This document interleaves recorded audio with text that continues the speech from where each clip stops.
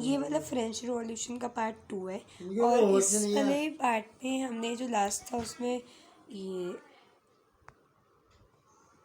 Outbreak of revolution का देख लिया था, यहाँ तक अब थोड़ा सा बच गया था।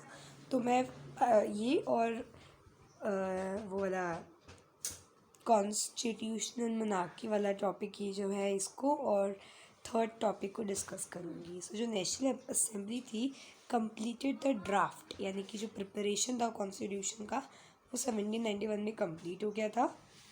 And its main object was to limit the power of the monarch. तो पावर जो थी मोनार्क की उसको ख़त्म करना, उसको लिमिट करना इसका एक ऑब्जेक्टिव था। सो ये जो पावर्स थी instead of being concentrated in the hand of the one person, एक पर्सन को सारी पावर ना दे करके पावर को डिस्ट्रीब्यूट कर दिया, डिवाइड कर दिया इनटू डिफरेंट इंस्टीट्यूशन, और वो थे लेजिस्लेटिव, एग्जीक्यूटिव और judiciary. This made France a constitutional monarchy. अब देखते हैं हम, ये रहा डायग्राम जिसके थ्रू हम थोड़ा थोड़ा जानेंगे।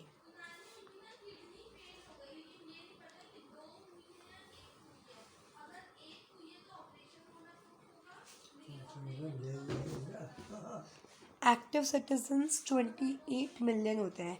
एक्टिव सिटीजन्स क्या होते हैं? हाँ देखिए, एक्टिव सिटीजन्स 28 मिलियन है की पॉपुलेशन है फ्रांस की उस समय थी। एक्टिव सिटीजन्स वो सिटीजन्स होते थे जिनको राइट होता था वोट देने का। सो राइट टू वोट होता था एक्टिव सिटीजन्स को। तो जो टोटल पॉपुलेशन थी 28 मिलियन थी, उसमें से 4 मिलियन जो थे उनको राइट टू वोट था। तो जो वोट देने का अधिकार रखते थे वो एक्टिव सिटीजन्स होते थे। तो ये एक्टिव सिटीजन्स वोट देते थे, इलेक्टर्स को चुनते थे। ये इलेक्टर्स नेशनल असेंबली बनाते थे। तो ये आपका हो गया पूरा लेजिस्लेचर में नेशनल असेंबली और इलेक्टर्स। अभी जो नेशनल असेंबली होती थी ये कंट्रोल करती थी किंग को और किंग के मिनिस्टर्स को। तो एग्जीक्यूटिव, किंग और मिनिस्टर्स इनको कंट्रोल करती थी। और सबसे इंडिपेंडेंट होती थी जज, जो इंडिपेंडेंटली वर्क करती थी। तो एक्टिव सिटीजन्स ने वोट दिया इलेक्टर्स को, इलेक्टर्स ने चूज़ की नेशनल असेंबली। ये नेशनल असेंबली कंट्रोल करती थी इन दोनों पर, ठीक है, एग्जीक्यूटिव और मिनिस्टर्स पर। और जज एकदम इंडिपेंडेंट बॉडी होती थी जो इन सब पर कंट्रोल करती थी, ठीक है। और अब जो लोगों को राइट टू वोट नहीं था वो लोग क्या होते थे? वो पासिव सिटीजन्स होते थे जिनके पास राइट टू वोट नहीं था। 3 मिलियन मेन, वेमेन, चिल्ड्रन और 25 ईयर्स से कम के लोग, इनको राइट टू वोट नहीं होता था। जो कॉन्स्टिट्यूशन था 1791 का, उसमें power to make law in national assembly ये दिया गया, विच वॉज इनडायरेक्टली इलेक्टेड। अभी जो सिटीजन्स होते थे voted for a group of electors who in turn chose the assembly. Not all citizens have the right to vote. electors जो होते थे वो नेशनल असेंबली बनाते थे, हर किसी के पास राइट टू वोट नहीं होता था। जो 25 ईयर्स से ज़्यादा की एज के होते थे, 25 years of age, who paid equal to at least 3 days of a laborer's wage। मान लो मैं 25 ईयर्स की भी हूँ और मैं एक दिन में अपनी 3 दिन की जो मैंने अर्निंग करी है, लेबरर्स वेज जो मैंने अर्न करी है उसको पे करूं, तो मैं एक मैं एक वोटर कहलाऊँगी। तो मान लो मैं 25 ईयर्स की हूँ और मैंने 3 दिन में कितना कमाया? मैंने एक दिन में 5 रुपये, दूसरे दिन में 5 रुपये, तीसरे दिन में 5 रुपये, टोटल 15 रुपये कमाए 3 दिन में। और ये 3 दिन की वेज मैं अगर एक दिन एज अ टैक्स में देती हूँ 15 रुपये, तो वो मेरी हो गई at least 3 days of a labourer's wage, ठीक है। और इनको as a status active citizens का दिया जाता था। That means they were entitled to vote. Remaining men, women, इनको पैसिव सिटीजन्स मानते थे। अगर आपको इलेक्टर की तरह से क्वालिफाई होना है, आपको मेंबर बनना पड़ेगा असेंबली का, a man had to belong to highest brackets of tax pay. अब जो कॉन्स्टिट्यूशन था it begins with the declaration of right of man and citizens. तो right of man and citizens जैसे हमारी फंडामेंटल राइट्स हैं, उनकी rights of man and citizens है। इसमें आती है right to life, freedom of speech, freedom of opinion, equality before law. So ये आपकी नेचुरल और इनएलिएबल राइट्स, यानी कि कोई इनसे आपको नहीं, कोई आपसे इनको नहीं छीन सकता। सो ये वो राइट्स थी जो कि हर ह्यूमन बीइंग की थी बाय बर्थ, मतलब हर किसी की वहाँ पे। अब तो हो गई हैं, लेकिन उस समय पे कुछ मैन की ही थी, कुछ सिटीजन्स की थी। तो उन सभी सिटीजन्स को जिनको ये declaration of right of man and citizen मिलती है, तो ये उनकी नेचुरल राइट्स हैं, उन्हें बाय बर्थ मिलेंगी and could not be taken away. और ये ड्यूटी थी स्टेट की to protect each citizen's natural right. तो कौन कौन सी राइट है? राइट्स जैसे कि right to life, freedom of speech, freedom of opinion, equality before law.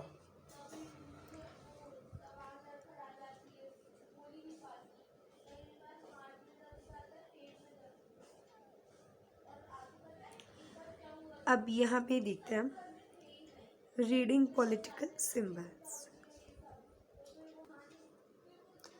जो majority of men and women थे in 18th century could not read and right.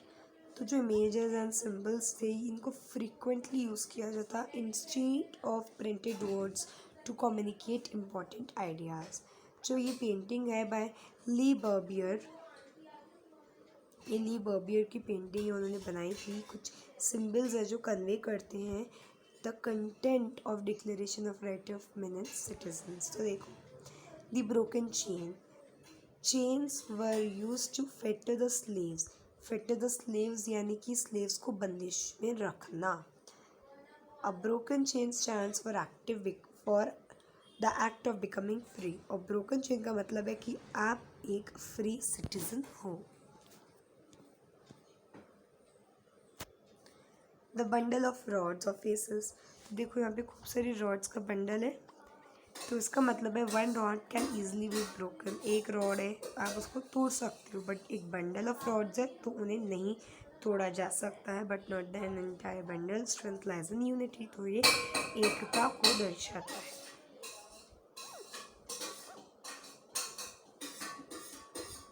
ये क्या है देखिए, eye within a triangular radiating light. Eye within a triangular radiating light क्या है? The all seeing eye, all seeing eye यानी कि चारों दिशा से ये आईज देख सकती है। स्टैंड्स फॉर नॉलेज, नॉलेज कोई दर्शाती है। The rays of the sun will drive away the clouds of ignorance. जो ये सन की चमक है ये इग्नोरेंस को, क्लाउड्स ऑफ इग्नोरेंस को ख़त्म कर देगी। सिंबल ऑफ रॉयल पावर, इसको हम स्केप्चर बोलते हैं, ठीक है। फिर ये है snake biting its own tail, या snake biting its tail to form a ring. सो एक रिंग बन रही है, ये स्नेक है, ये अपनी टेल को खा रहा है, राइट, अपनी टेल को ही खा गया है। सो सिंबल ऑफ एटर्निटी, एटर्निटी का क्या मतलब है? और ring has neither beginning nor and, ना शुरुआत ना अंत है। एटर्निटी का ये मीनिंग है। रेड फ्रीजन कैप, ये रेड फ्रीजन कैप थी लाल रंग की cap Warne by the slaves पहनते थे अपॉन बिकमिंग फ्री।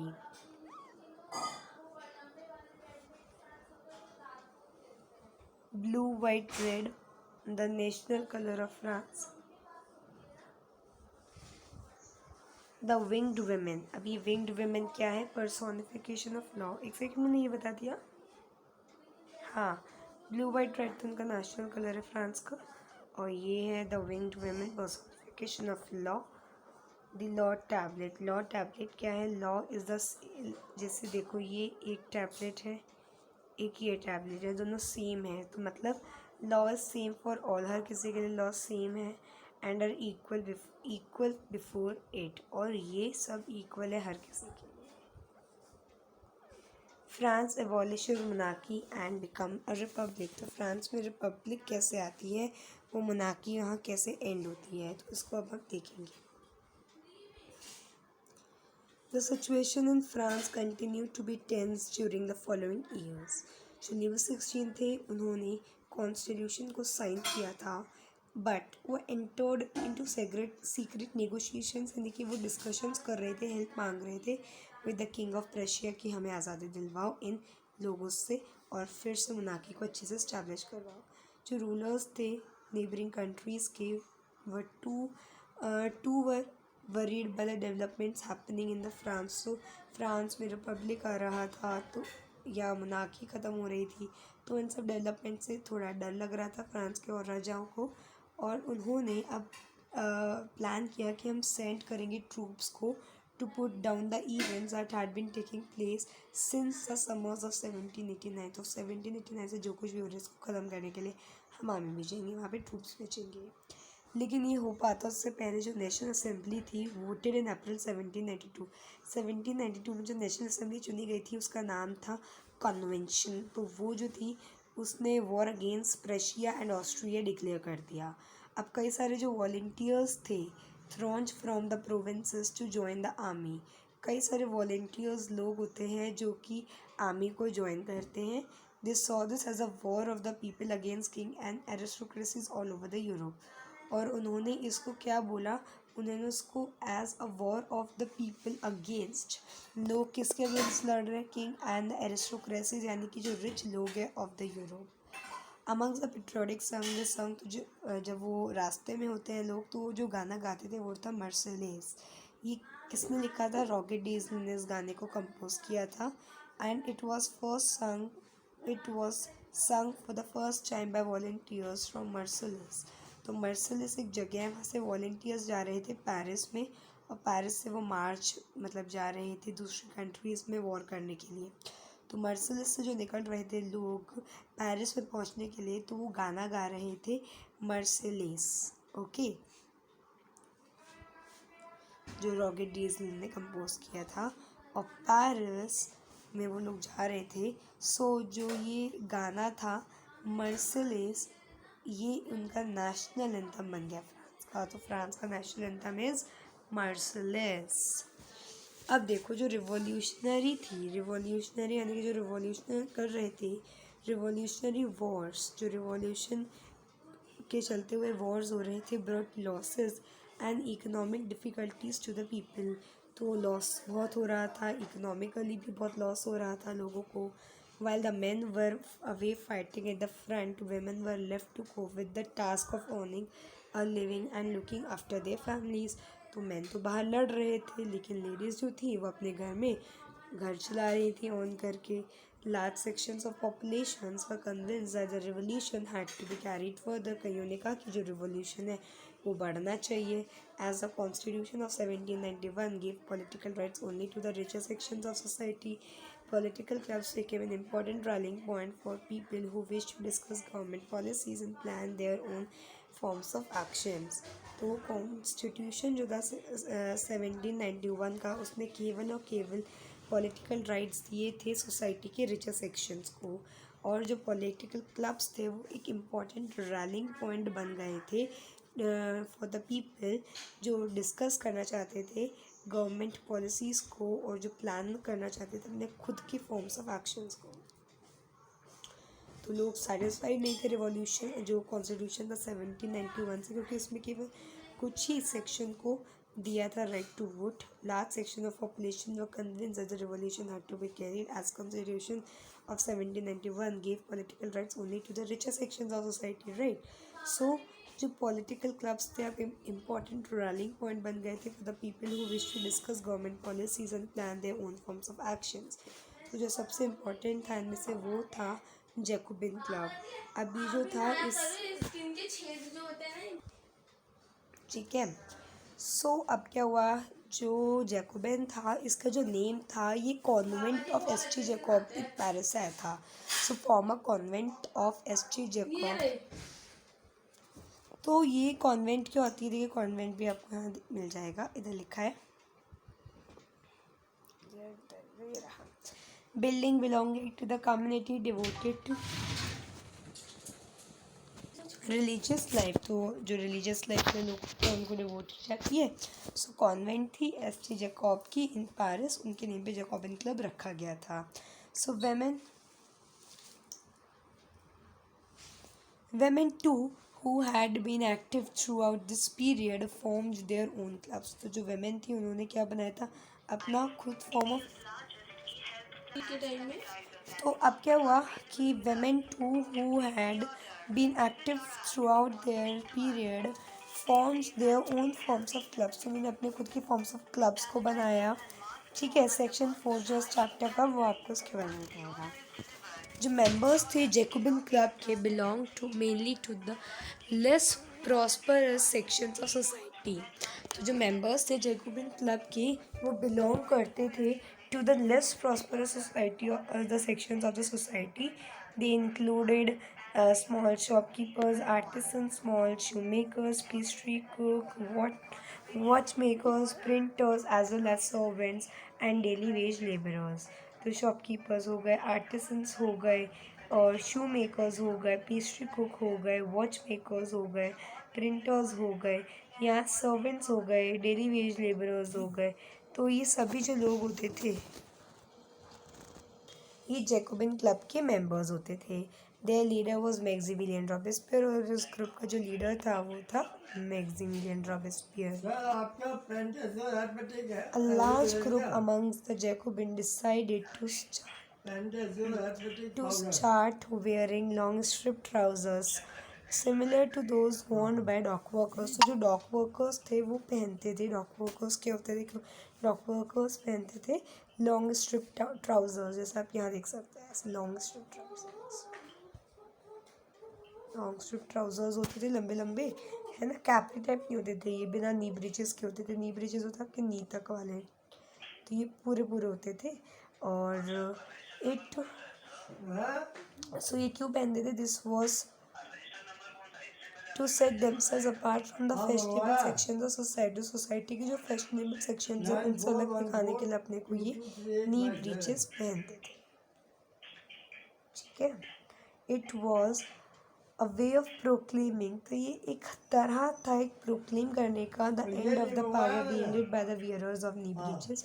तो इसका ये मतलब था कि जो पावर है नी ब्रीचेस वाले लोगों की, जो नी तक के पहनते हैं, वो एक दिन खत्म होगी। अभी जो जैकोबिन्स होते थे इनको सैन क्लॉड्स बोला जाता था। सैन क्लॉड्स का लिटरल मीनिंग है दोज विदाउट नी ब्रीचेस, क्योंकि ये कैपरीज नहीं पहनते थे, पूरे पूरे लोअर्स पहनते थे, इसलिए इनको सैन क्लॉड्स बोलते थे। या मतलब इसका मतलब है those without knee breeches. Sans culottes man वो literally addition the red cap, तो वो रेड कैप पहनते थे that symbolized liberty। women however were not allowed to do so, तो women को रेड कैप पहनना अलाउड नहीं था।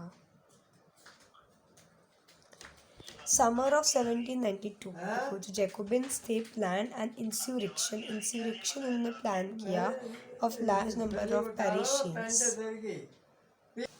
सो अब इधर आगे इधर हो गया था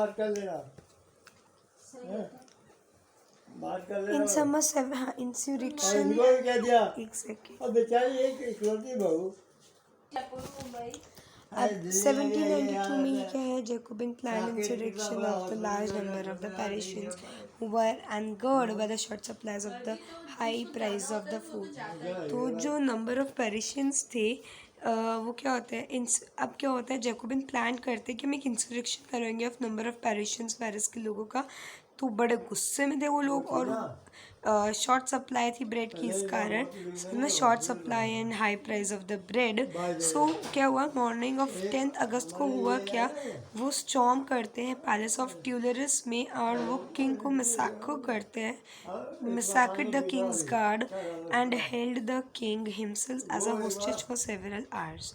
उसके बाद क्या हुआ, जो असेंबली थी voted to imprison the royal family, जो इलेक्शंस थे वो हुए, एंड उसके बाद से जो मेन थे of 21 years and above regardless of the wealth got the right to vote। तो 21 years से above के लोगों को right to vote मिल गया। अब जो न्यूली इलेक्टेड असेंबली थी was called the convention, and 21 सितंबर 1792 को abolish the monarchy and declared France a republic. तो मोनार्की एबॉलिश हुई 1792 में, और फ्रांस को एक रिपब्लिक डिक्लेयर कर दिया। एज यू नो, अब रिपब्लिक एक फॉर्म ऑफ गवर्नमेंट है जहाँ पे जो लोग हैं they elect the government including the head of the government. अब यहाँ पे जो हेरिडिटरी मोनार्की थी वो हट गई थी।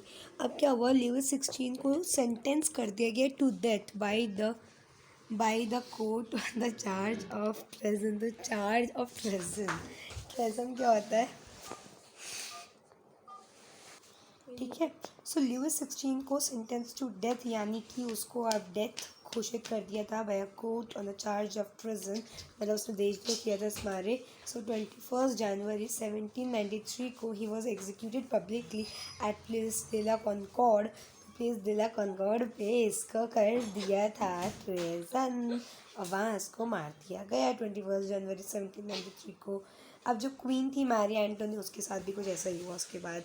अब रेन ऑफ टेरर है। रेन ऑफ टेरर ये आपका 1793 से 1794 के बीच के टाइम को हम कहते हैं रेन ऑफ टेरर। ओके, अब इस समय के बीच में मतलब एक साल आप बोल सकते हो, रेन ऑफ टेरर बोलते हैं इसको। Robespierre followed policies of severe control and punishment. इसने खूब कंट्रोल एंड पनिशमेंट वाली पॉलिसीज ली।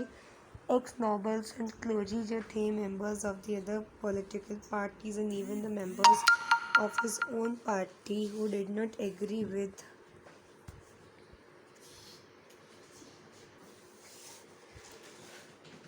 ये सारे जो उसकी खुद की पार्टी के लोग एक्स नोबल्स हो गए, clergy, members of the other political party and members even his own party who did not agree with his method। तो जो वो कहता था उसके खिलाफ होते थे, उनको अरेस्ट किया जाता था, उनको इम्प्रिजन किया जाता था and then tried by the revolutionary tribunals. और उनको फिर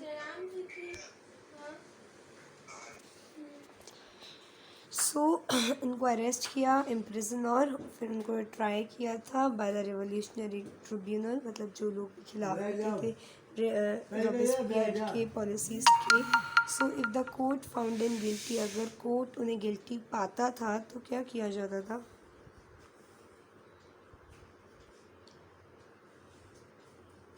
उनको गुलेटिन किया जाता था। The guillotine is a device consisting of 2 poles. तो गुलेटिन में क्या होता है, 2 पोल्स होते हैं, ऐसे 2 पोल्स हो गए और एक ब्लेड होता है। तो अगर वो लोग गिल्टी, हाँ, अगर उन लोग को गिल्टी फाउंड होता था तो फिर उन लोगों को जो एक डिवाइस होती थी जिसे हम गुलेटिन कहते हैं वो कर दिया जाता था। इसको डॉक्टर गुलेटिन ने इन्वेंट किया था। Robespierre's government issued laws placing a maximum ceiling on wages and prices. So Robespierre's government issued laws of placing of maximum ceiling on wages and prices. Meat and bread were rationed. तो meat और bread को ration किया। Peasants were forced to transport their grains to cities and sell it at the prices fixed by the government.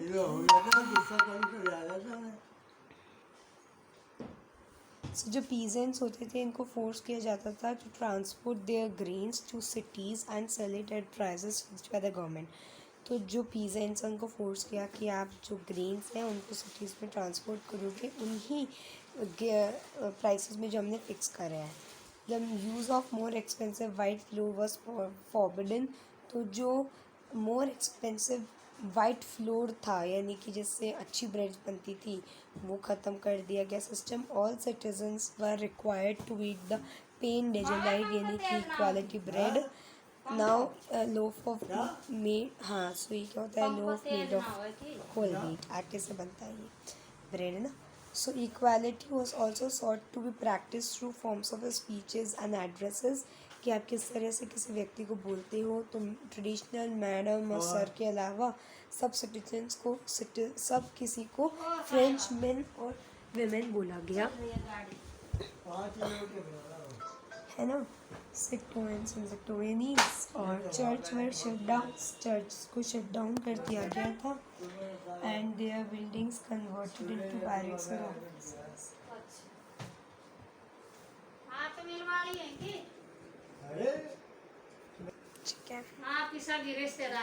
So churches were shut down and their buildings converted into barracks and offices। जो churches जो थे उनको shut down करा और जो buildings थी उनको convert कर दिया into barracks and offices। अब रॉबेस्पियर्स ने अपनी जो सारी पॉलिसीज़ थी इतना relentlessly pursue करी कि कि इवन उसके खुद के सपोर्टर्स और मॉडरेशन डिमांड कर रहे थे कि भाई थोड़ा मॉडरेशन में रहो। आखिरकार यही हुआ कि उसको कन्विक्ट किया बाय द कोर्ट इन 14 जुलाई 1794 और अरेस्ट करा और अगले दिन ही उसको मार दिया गया था। तो ये रॉबेस्पियर है।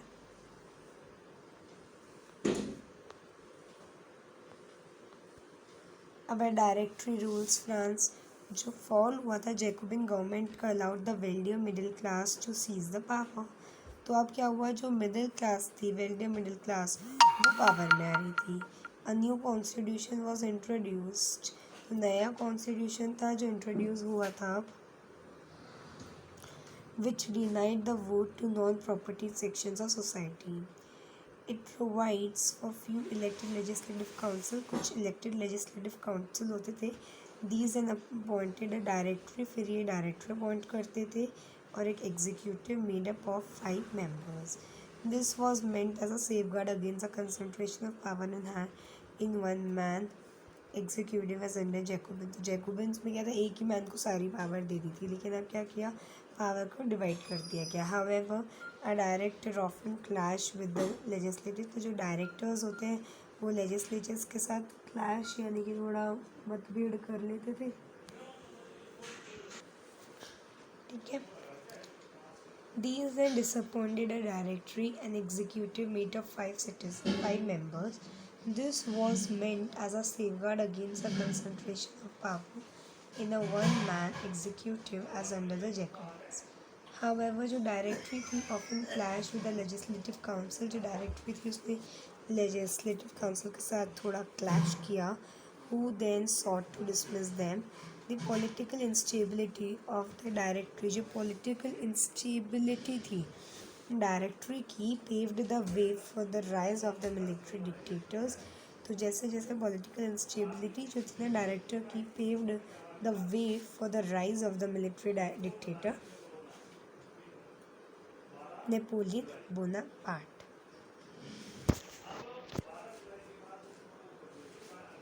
थ्रू ऑल दीज चेंजेस, ये जो चेंजेस हो रहे थे in the form of government, the idols of the freedom of equality before law end of fraternity remained inspiring idols that motivated the political movement in France and the rest of Europe during the following century.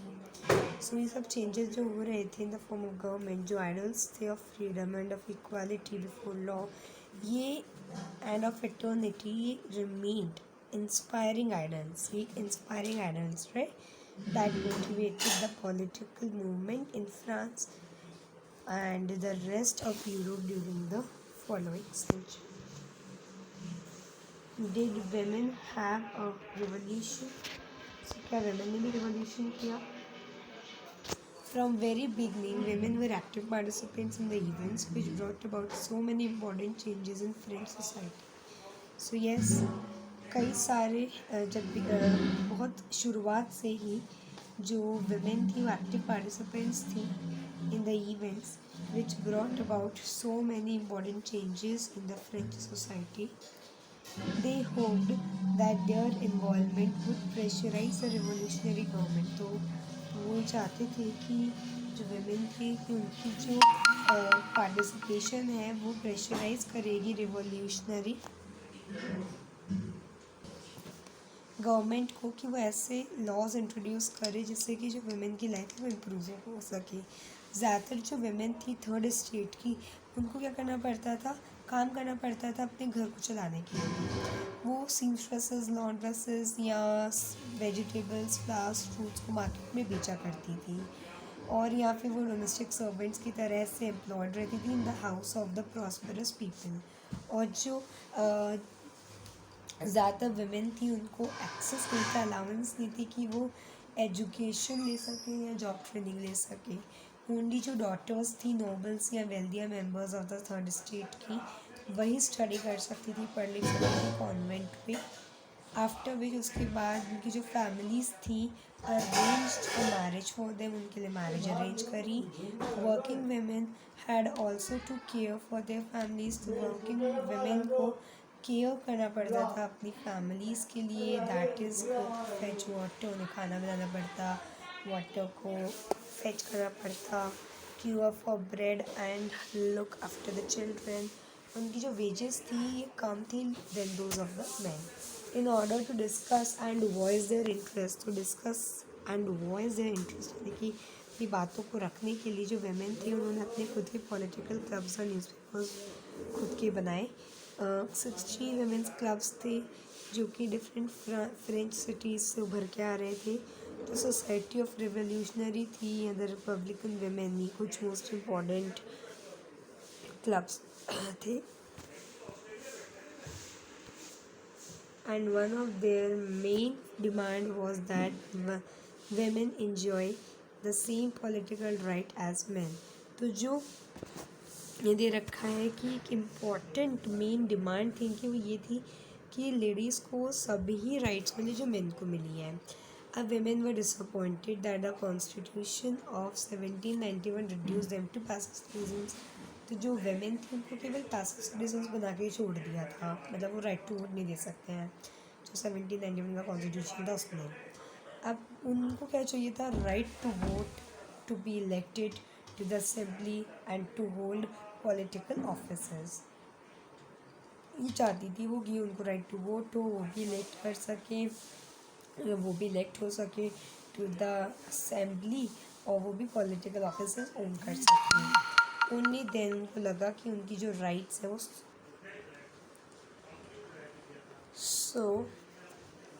अब क्या हुआ?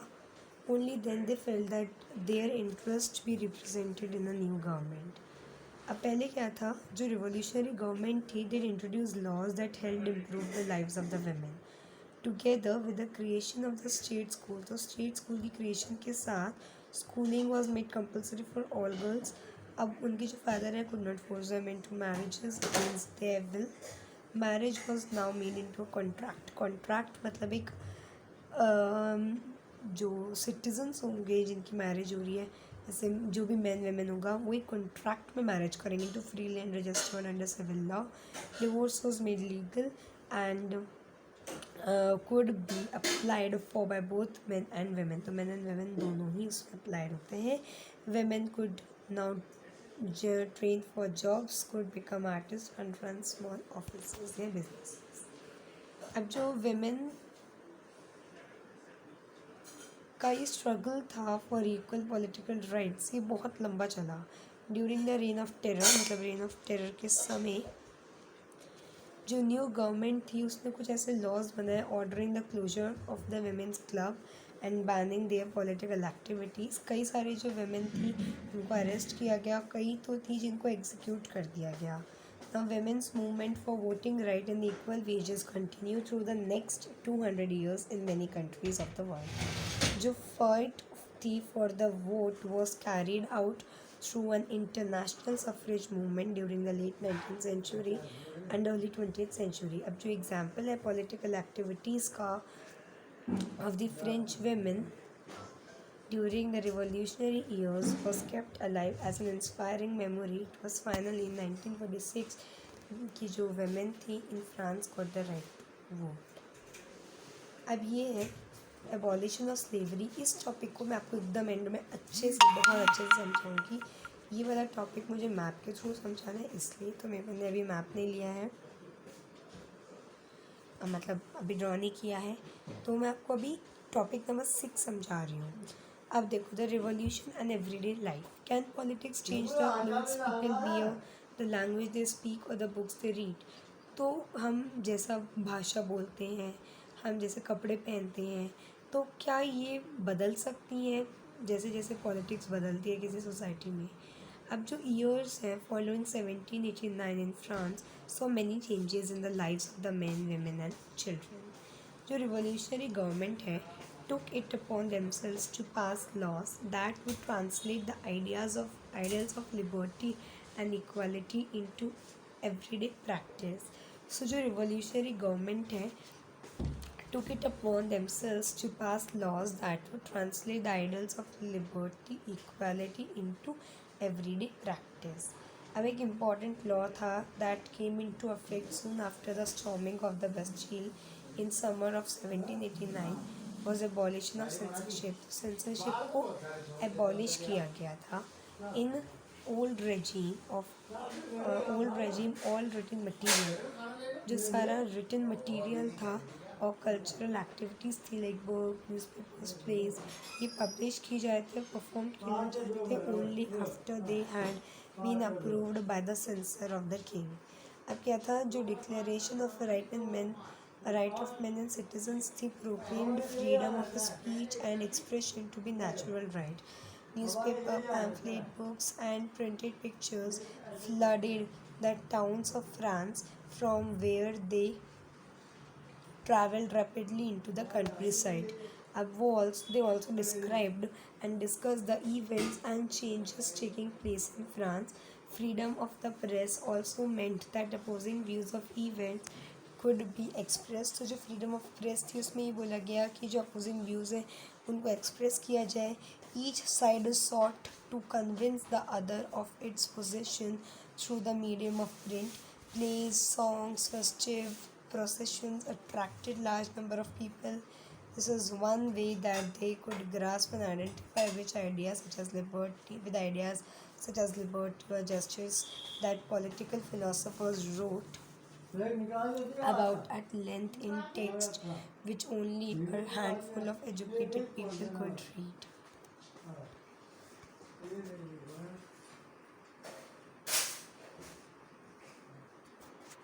तो यहाँ पे हुआ क्या कि जो ये सारे आइडियाज़ थे डिस्कस करते थे जो इवेंट्स एंड चेंजेस हो रहे थे जो फ्रांस में. फ्रीडम ऑफ अ प्रेस थी जिसमें कि जो अपोजिंग व्यूज़ थे इवेंट्स के वो भी एक्सप्रेस हो रहे थे.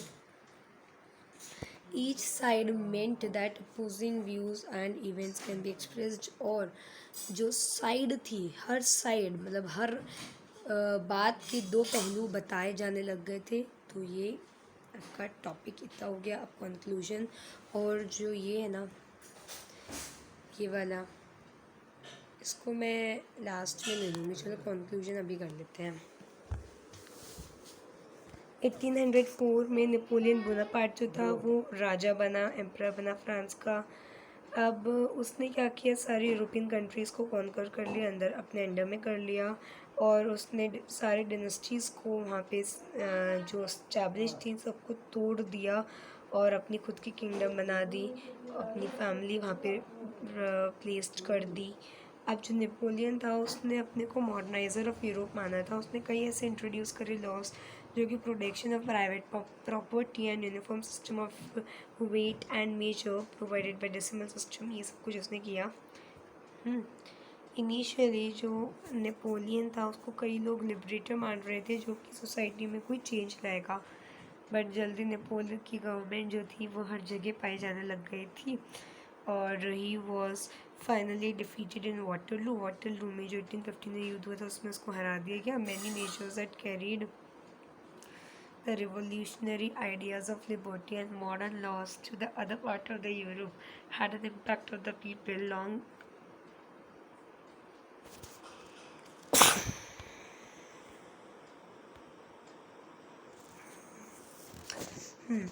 laws to the other part of the Europe had an impact on people long after Napoleon had left. तो नेपोलियन के जाने के बाद भी कई ऐसे लॉज है जो उसने इस्टेब्लिश किए थे जो आज भी इस्टेब्लिश है. अब जो आइडियाज़ हैं लिबर्टी के और डेमोक्रेटिक राइट्स के, वो important legacy were the important legacy of the French revolution. और ये जो आइडियाज़ हैं स्प्रेड फैले from France to the rest of the Europe during the 19th century. Where feudal system were abolished, colonized people उन सब ने फिर काम किया. और जो आइडियाज़ थे of freedom from bondage in to the movement to create a sovereign nation etcetera. अब जो टीपू सुल्तान और राम मोहन रॉय थे ये दो एग्जाम्पल्स हैं जिन्होंने जो कि भारतीय थे और उन्होंने फ्रेंच रिवॉल्यूशन से बहुत सारे आइडियाज़ से वो इंस्पायर्ड हुए थे. सो ये चैप्टर यहाँ पे कंप्लीट होता है. एक टॉपिक बच रहा है वो मैं जल्दी से आपके लिए ले आऊँगी. ठीक है. So thank you. Bye bye.